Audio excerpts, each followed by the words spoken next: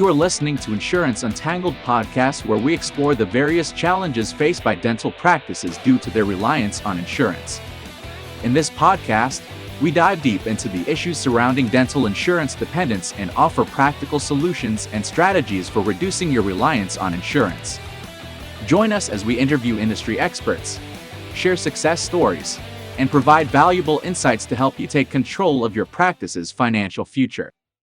Welcome to another exciting episode of the Insurance Untangled podcast. My name is Ben Tuyene, and I'm one of your co-hosts on this podcast. And as you know, we've created this podcast to help you untangle and unwind yourselves from this whole complex nature of dealing with dental insurance in the dental practice. Today, I have my co-host with me, my new co-host on the insurance panelist for Insurance Untangled. Tessina is one of them. Tessina, welcome to the program today. Hi, thank you for having me.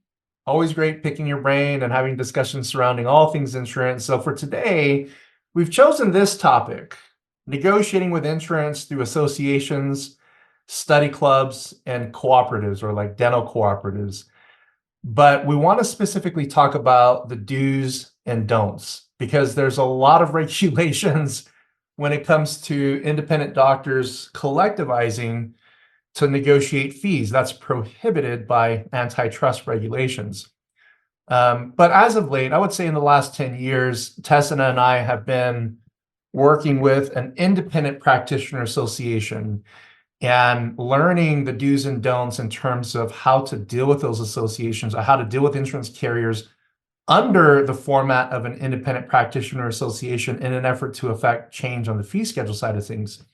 So quick disclaimer before we dive into this is that we are not going to mention the name of that association, mainly because when it comes to associations, a lot of small study clubs and associations get together and they end up getting sued by the insurance industry, mostly because there's direct violations with regards to antitrust, collusion, conspiracy to raise fees. And no matter how you look at it, even though you're writing off 50%, 60%, even if you're doing the right thing to try to ask for a fee increase, if you're doing that in a group format with independent doctors that have no ownership in your business, that's directly against antitrust. So the best way to sort of navigate the groups that follow the rules, it's always best to stay under the radar with these measures and not make a whole splash or too much noise about it, simply because trying to do the right thing as it pertains to getting doctors what they need financially to sustain quality care. It's unfortunate that the world, mainly the insurance industry, they throw knives at you. They throw darts at your plan and strategy to prevent you from being successful, even though you're following the rules. So with that said, let's dive into this, Tessina. So you and I both work with a group here locally, and we have about 400-ish doctors that are part of the group. Yeah. In your take, what are some of the highlight benefits of an association like this, a legal platform of an association that you can affect all kinds of different negotiating strategies, not just fees, but contracts, a lot of doctors wanting to go out of network and all that, training. What are some of the benefits that you've seen that are directly tied to an association type of model like we have, the independent practitioner model that we have in place, as it pertains to fighting insurance? Yeah, fighting insurance or fee negotiations. Like you said, it's not always fee negotiations. So everybody remembers COVID and the PPE fee that came out, that they said, okay, use this code to cover PPE. And at that time, we had this group and there were some insurance companies that were not wanting to pay the fee. So we were able to have all of the 400 doctors reach out to these insurance companies and request that this be covered, be a covered service, be a fee that they are covering. And because they had such an overwhelming request, we saw that these insurance companies changed where they were saying, we're not going to pay for it, to where, okay, we are going to pay for it. We heard you, we're going to pay for it. So one office alone, or all of us being frustrated, we're all frustrated, but nobody always not always do we know where to go or where to place that frustration or how to make a change. So having somebody there to help guide you through that that not just guiding one of you, guiding hundreds of you in that same direction is going to bring change. It always brings change. That's when we get noticed by people, is when we're in these large numbers together. And so it was really fun. We saw several companies, and it actually affected the whole state, not just the group. The whole state wound up getting that benefit of having that service covered because of the efforts of the group. Yeah. You see all kinds of changes when you get large quantity of doctors being directed to move forward lockstep with a certain concept, an advocacy concept that you mentioned, that has a direct impact on how the insurance industry treats the doctors as a whole for that entire community, right? So you remember, we won't mention any names, but I'm sure you remember that era a few years ago where there was a lot of splash on all social media with regards to negotiating with insurance and fighting. Yes, I do. So the doctor that initiated that approached it from the perspective of having really good intentions. Yes. But unfortunately, as we all know, C.S. Lewis and a bunch of others have quotes about what good intentions do. There's not to mock what this doctor did. What he did actually kind of created recent case studies on how to do things and how to not do things as it pertains to fighting insurance. But there's a really cool quote that the road to hell is paved with good intentions. You know what I mean? Is that you could have your heart in the right place, but how you go about doing the right thing could oftentimes have a negative impact on you. And this particular doctor, I won't disclose who he is, but it was very hard for this particular person, going all out on social media, calling out the insurance industry, sharing contacts from insurance carriers, saying, hey, we all got to call these insurance companies. So he's on the right path. But the part that really hurt this particular person was the fact that it was too loud. It was too public. It was too much of an open discussion publicly, to where there is evidence and an indication that there's a conspiracy to raise fees going on here, right? So if you're in this boat, and there are a lot of associations nationwide that I'm aware of that we consult with that are looking to make change, just be very careful. You don't want to make noise. You don't want to be too loud. It's I have a different flavor of taste with movies. So there's a great movie. I don't know if you've ever heard of it, Tess, and I don't blame you if you've never heard of it, but it's Denzel Washington in a movie called The American Gangster. No, I don't think I've seen it. It's a true story. It's a movie about a true story where I'm gonna go watch it. It's actually it's a good story and a good piece of history as it pertains to the drug problem that we deal with here in the U.S. And essentially, he took over for a mob boss in New York City, in Harlem. And Denzel's character takes over for this individual, and he figures out how to smuggle heroin from Vietnam during the Vietnam War.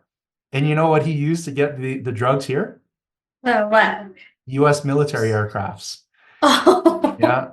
So he was able to smuggle, and he was able to completely destroy all the competition because he found a unique way to compete and sell his product at a significantly lower price point.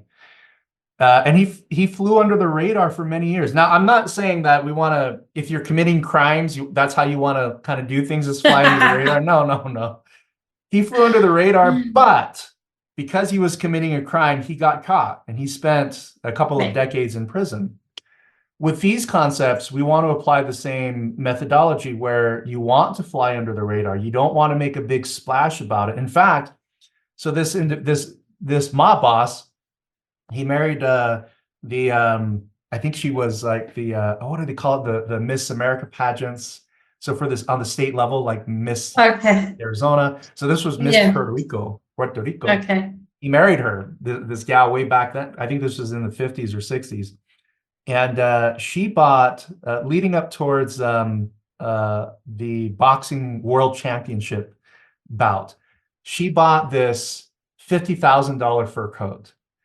And the mob boss didn't like that, because it's like, you stand out. You're making it seem like we have money, but you're wearing it. And so what happened is they had front row seats in front of all the celebrities that were like really famous and well known. So the cops that were getting spiffs from all the gangsters in New York City, like if you want to do business in New York City, you got to pay your fine, your dues to, in this case, it was a group of detectives. And so these detectives are like, who is this guy? He's African American. He's, married to a Hispanic person, but he has better seats than we have. He's 2 rows in front of us. Who is this guy? And the reason why they were asking who is this guy is because his wife was wearing a $50,000 coat. So anyway, he gets pulled over on the way home saying, "Hey, do you know who I am?" The detective's like, "Do you know who I am?" He's like, "No, should I?" He's like, "Well, all the mob bosses here pay their taxes to me. And so you owe me money." It's like, how dare you operate in my town and not pay your dues? So they harassed him. They actually went to his house later, and they found while he was out of town, and they raided it. It wasn't on the books. It was an illegal search, but they took all the money that they could find.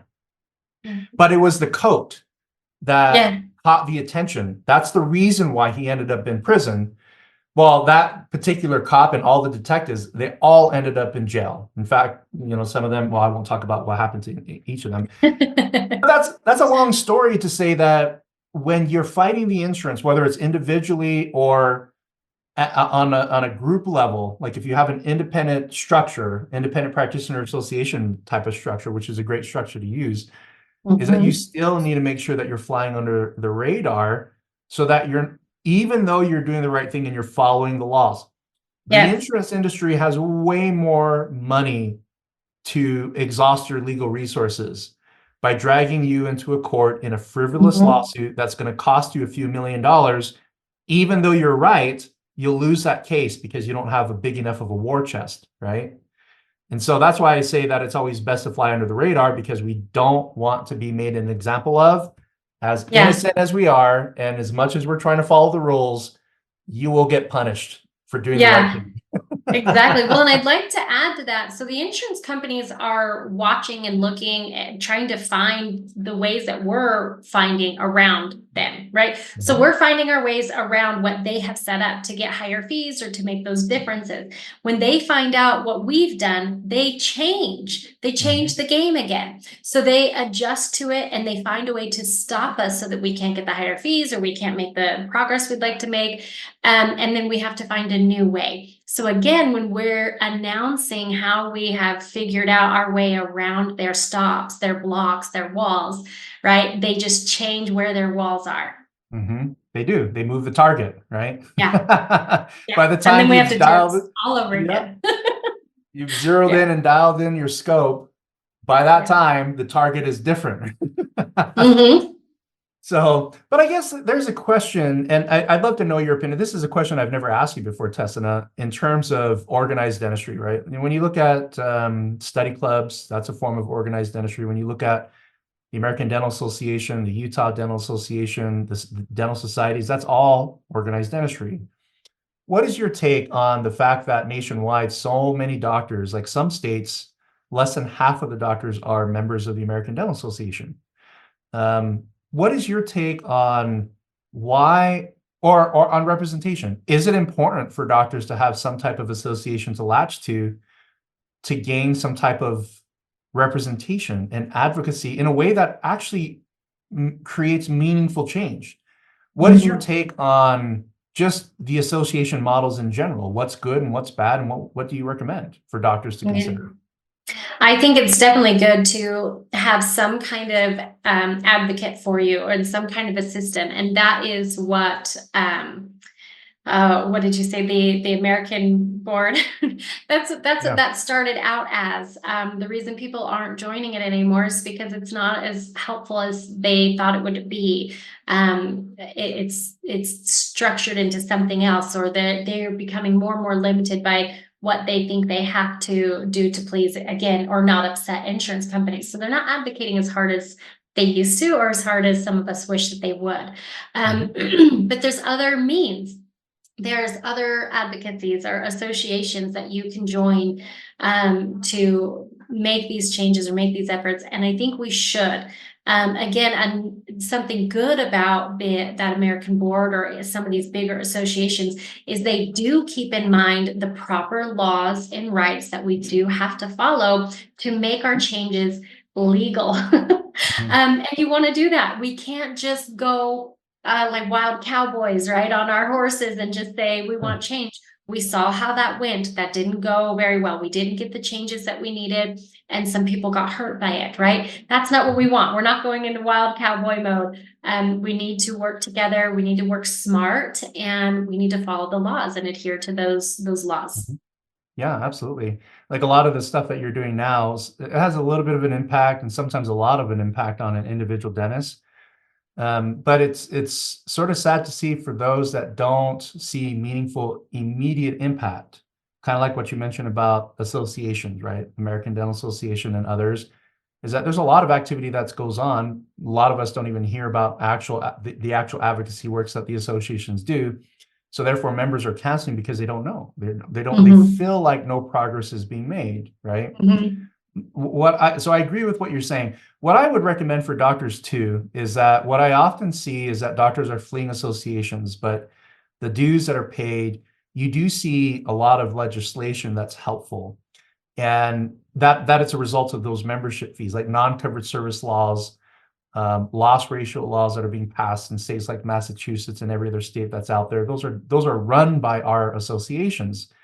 But I get it, is that there's, on the fee schedule side of things, the ADA's attorneys are sort of trying to shake things up here to figure out how we can go about that. But they know that their model is not the solution either when it comes to antitrust and negotiating fees.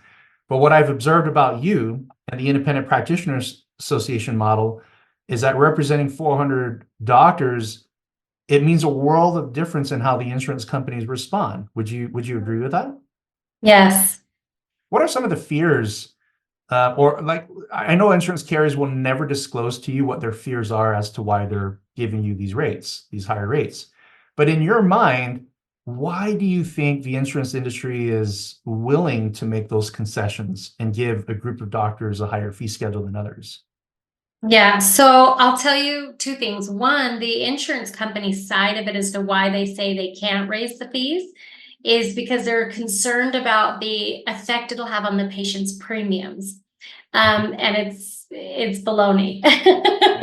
They're raising premiums already. And I can tell you that the employees that work at the call centers are not getting increased pay, and the dentists aren't getting reimbursement rates. So some people are benefiting from these premium increases, but it's nobody on our ground level. The rich are getting richer. I don't know. I'll say something like that. So our reasoning is, and what they won't fully disclose, you can see happen really quickly, is they need us more than we need them.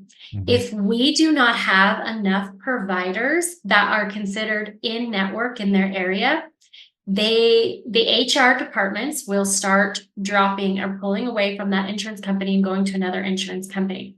When they are not heavy enough, saturated provider wise, they don't sell as many plans. That's just plain and simple. All it is. They can't sell plans, not to HR groups, not to individuals, because everybody goes to look to see, well, how many providers are in my area? Is my provider on their list? They want to stay with the provider that they know and trust, and they will go and look for that information before they even agree to accept that insurance plan. So the insurance companies right now are saying, we don't care. We have so many providers. We don't need to negotiate with you. When 400 doctors or a large amount of doctors start dropping, and we've seen this in several states, and this is happening in a lot of places with Delta Dental right now, that these doctors on their own, not in groups, are just deciding that they've had enough. And what's naturally happening is Delta Dental's ready to make some changes now. Yeah. And I think the benefit of the association model is that doctors can observe what their colleagues are doing in a more detailed manner, right? Like when you're just sort of calling around, asking questions or going to dinners, nothing against you doctors, but you love to exaggerate things. Like there's one doctor that I spoke to at the last study club that I was at, and he was telling his colleagues that, yeah, I dropped all these dental plans a year ago, and I'm quite literally making 2 times more than all of you, right? and I know this guy's numbers. I'm like, I know your numbers and I know their numbers. You're only making 20. Well, I mean, it's not a small number, but it's 27%, not necessarily double. But when you're in an independent practitioner association type of model, you're not necessarily colluding with doctors because you can't share certain things with each other, right? It has to be facilitated through a messenger. But you get to observe. You can talk to the messenger about, hey, how are they looking on patient retention? What did they do? How they do that? Like, they're still busy, and they're not losing that many patients. So you have a means of data sharing in a legal way that encourages other doctors to follow suit with the most successful practices that are part of the group, right? And that has a big time influence on rates, because as more and more doctors sort of negotiate under a legal collective platform or start to go out of network, like what we've been seeing, you see massive changes. So with a few minutes that are left, Tessina, this is sort of an on-the-spot question that we'll kind of wrap things up with. What are some of the highlights that you've seen with the local group in terms of like the last 10-year journey that these doctors have been taking? What are some of the highlights that you can share in terms of how such a unique model has been beneficial for them? And it's not a GPO model. It's not a group practicing organization. It is an independent practitioner association model that's designed to affect positive change with insurance companies.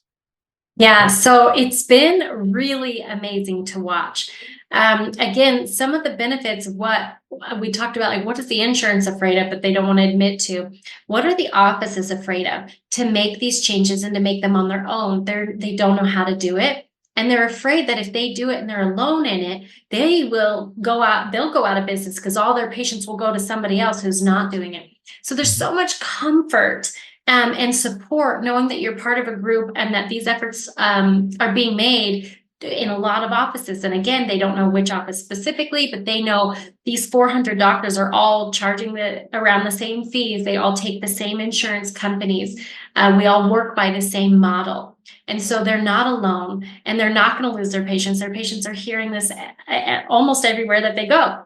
And I can tell you, if a patient calls 2 offices and hears the same thing, they stop calling. They assume that that's the case everywhere. So we only need, a couple of offices involved here for them to get that response. And the more saturated we become, the more success we get with that. But these providers that have joined this group have amazed me at their strength and their willingness to make the change. So again, under an IPA, you don't have to do the changes that everybody else is doing. We just give you, the messenger gives you some recommendations. You can take them or leave them. That's up to you. But what I've seen is everybody's ready and everybody does it. And they have that comfort of knowing that they're not alone in this. So what they've done is made incredible waves and incredible changes in the industry that, again, have affected people statewide just because of this group of these doctors who are willing to make the change. They're willing to do what is scary or can seem scary or risky. And then after they make the change, they're like, oh my gosh, I'm so glad I did that. Why didn't I do that sooner? But they were nervous just like everybody is. But once they go through with it, they're really happy. But we've seen super high reimbursement rates. We've seen, like I said, with the PPE fee, we got that PPE fee covered. We've had some insurance companies investigated because the group has gone and complained against a specific insurance company together. We have seen also some networking of when somebody's needing an office manager or an assistant or something, some really neat networking opportunities where they're able to help each other that way as well. Somebody just moves, right? It's a good relationship. They've moved from here to there. It's too far for the drive. And we're able to network a little bit in that way to say, hey, can somebody offer her a position? She's fantastic. And it's been really fun that way too. Another thing is merchant accounts, like your credit card merchant accounts, nitrous oxide fees. There's other group discounts that you get when you're part of an IPA. And so you're saving money on some of the stuff that your resources or things that you're already using. You're saving money there, and then you're increasing your reimbursement rate. So your ability to be more profitable and more successful goes up by, I don't know a percentage, so much. Yeah, absolutely. You're sort of attacking the idea of capturing discounts as a side benefit from vendors, which Yes. funny thing is that just naturally comes when you have Uh-huh. a group that you're helping and representing. And so, with this said, I guess our call to action for anybody is that this is the solutions for the future. And we're not going to make a lot of waves about this, because this is most certainly something that has to be done, not necessarily quietly, but it has to be driven by the doctors, right? With some good facilitators like Tessina, who's been fantastic at running our local association. So contact us if you feel like this is something that might be interesting to explore for your area or state. We'd be more than happy to share with you what we know on the do's and don'ts and the successes that do come from this unique style of advocacy that is 100% working. So folks, Tessina, thank you for your feedback today, and great discussion on associations and what to do there as it pertains to making big changes in the industry. So thank you for all your thoughts today. Yes. And for our listeners, thank you for joining us on another amazing episode of the Insurance Untangled podcast. If you like today's episode, give us a like, share us on social media or any other platform that you use. This certainly does help other doctors find our content. And if you found this useful and helpful, let us know. Let us know what topics that you want us to cover, and we'll make sure that we cover them on future episodes. Until we meet again, thank you for joining us, and we all wish you all a wonderful day and the best of success. Take care.